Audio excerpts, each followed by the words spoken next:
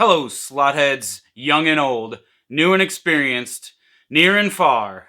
I am just a little man with a little basement, a little track, and a little YouTube channel, but I have made some massive mistakes. I'm going to share with you today some of those mistakes and how to avoid them, but keep in mind, they're in no particular order and they apply to just about all skill levels.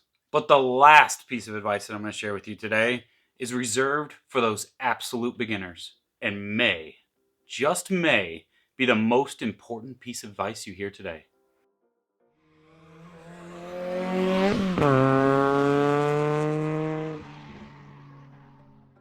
For this first little story time, I want you to picture this. You order a new car.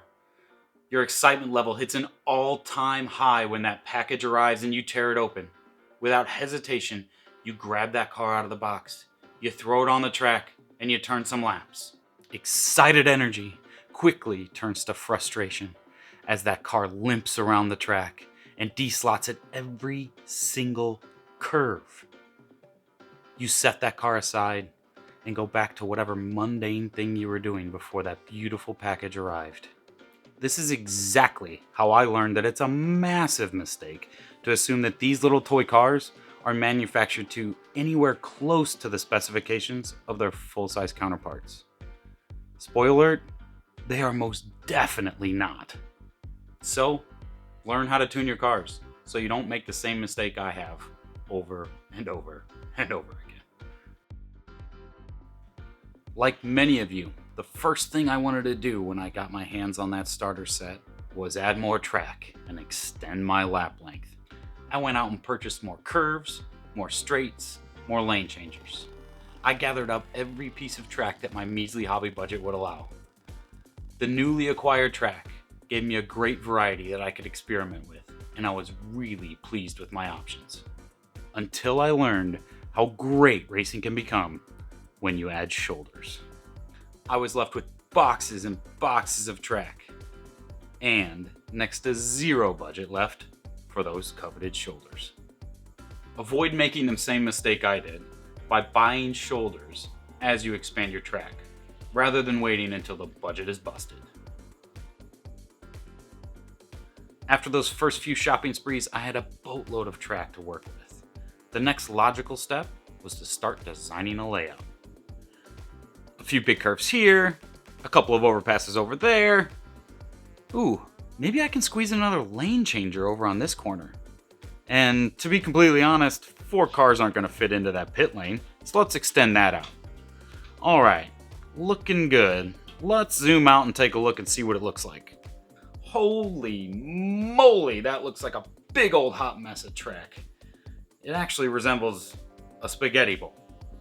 Avoid this mistake by keeping to the age-old adage, keep it simple, stupid. Or is it keep it stupid, simple? I don't know. Either way, stick to the KISS when you're trying to design your first layout. I recently purchased a safety car and the pit lane to go along with it.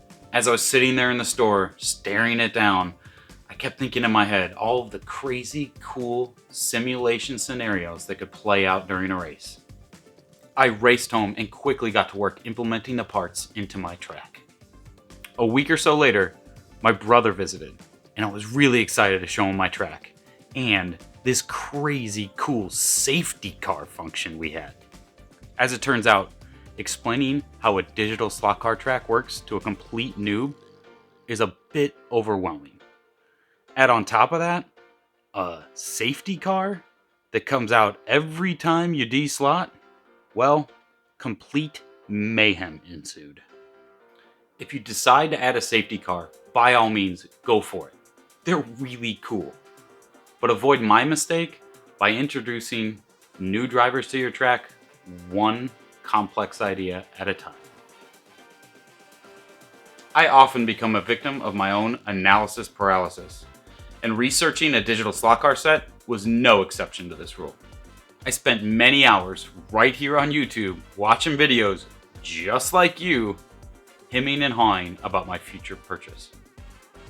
I am here to tell you, even though I probably shouldn't as an aspiring YouTuber, that racing on a small track with 2 cars is way more fun than sitting here on YouTube listening to some joker give you completely unsolicited advice.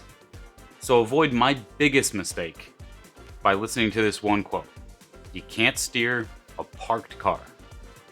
Now shut off YouTube, get out there, and just get started.